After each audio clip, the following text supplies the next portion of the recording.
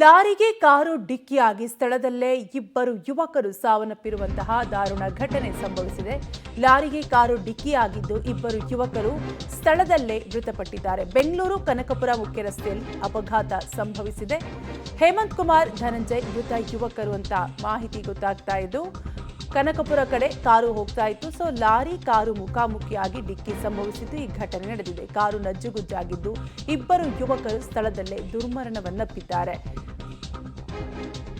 ಒಟ್ಟಾರೆಯಾಗಿ ಬೆಂಗಳೂರು ಟು ಕನಕಪುರ ಮುಖ್ಯ ರಸ್ತೆಯಲ್ಲಿ ಈ ಅಪಘಾತ ಸಂಭವಿಸಿದ್ದು, ಲಾರಿ ಕಾರು ಡಿಕ್ಕಿಯಾದಂತಹ ಪರಿಣಾಮ ಇಬ್ಬರು ಯುವಕರು ಸ್ಥಳದಲ್ಲಿ ಸಾವನ್ನಪ್ಪಿದ್ದಾರೆ. ಕಾರು ಎಷ್ಟರ ಮಟ್ಟಿಗೆ ನಜ್ಜುಗುಜ್ಜಾಗಿದೆ ಅನ್ನುವಂತಹ ದೃಶ್ಯಾವಳಿಗಳನ್ನು ಗಮನಿಸ್ತಿರ್ಬೋದು. ಕಂಪ್ಲೀಟ್ ಆಗಿ ಕಾರು ನಜ್ಜುಗುಜ್ಜಾಗಿದ್ದು, ಲಾರಿ ಡಿಕ್ಕಿ ಹೊಡೆದ ರಭಸಕ್ಕೆ ಕಾರಿನಲ್ಲಿದ್ದಂತಹ ಇಬ್ಬರು ಯುವಕರು ಸ್ಥಳದಲ್ಲೇ ಸಾವನ್ನಪ್ಪಿರುವಂತಹ ದಾರುಣ ಘಟನೆ ಸಂಭವಿಸಿದ್ದು, ಹೇಮಂತ್ ಕುಮಾರ್, ಧನಂಜಯ್ ಮೃತ ಯುವಕರಾಗಿದ್ದು, ಕನಕಪುರ ಕಡೆ ಹೋಗ್ತಿದ್ದ ಕಾರು ಲಾರಿಗೆ ಮುಖಾಮುಖಿ ಡಿಕ್ಕಿಯಾದಂತಹ ಪರಿಣಾಮ ಕಾರು ನಜ್ಜುಗುಜ್ಜಾಗಿ ಇಬ್ಬರು ಯುವಕರು ಸ್ಥಳದಲ್ಲೇ ಸಾವನ್ನಪ್ಪಿದ್ದಾರೆ.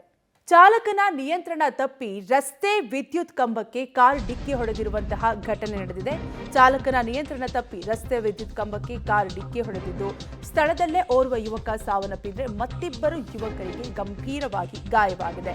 ಡಿಕ್ಕಿ ಹೊಡೆದ ರಭಸಕ್ಕೆ ಕಾರು ಹೊತ್ತಿ ಉರಿದಿದ್ದು, ವಿದ್ಯುತ್ ಇಲಾಖೆ ನೌಕರ ಮಂಜುನಾಥ್ ಮೃತ ದುರ್ದೈವಿ 25 ವರ್ಷದ ಮಂಜುನಾಥ್ ಸಾವನ್ನಪ್ಪಿದ್ದು, ಹಾಸನ ಜಿಲ್ಲೆಯ ಅರಸೀಕೆರೆ ತಾಲೂಕಿನ ಗವಿಮಠ ಗೇಟ್ ಬಳಿ ಈ ಘಟನೆ ನಡೆದಿದೆ. ಅರಸೀಕೆರೆಯಿಂದ ಬಾಣವರದ ಕಡೆಗೆ ತೆರಳುತ್ತಾ ಇರ್ತಾರೆ ಮೂವರು ಕೂಡ. ಸುಟ್ಟು ಕರಕಲಾಗಿದೆ ಕಾರು. ಗಾಯಾಳುಗಳಿಗೆ ಆಸ್ಪತ್ರೆಯಲ್ಲಿ ಚಿಕಿತ್ಸೆಯನ್ನು ಕೂಡ ಕೊಡಿಸಲಾಗ್ತಾ ಇದೆ.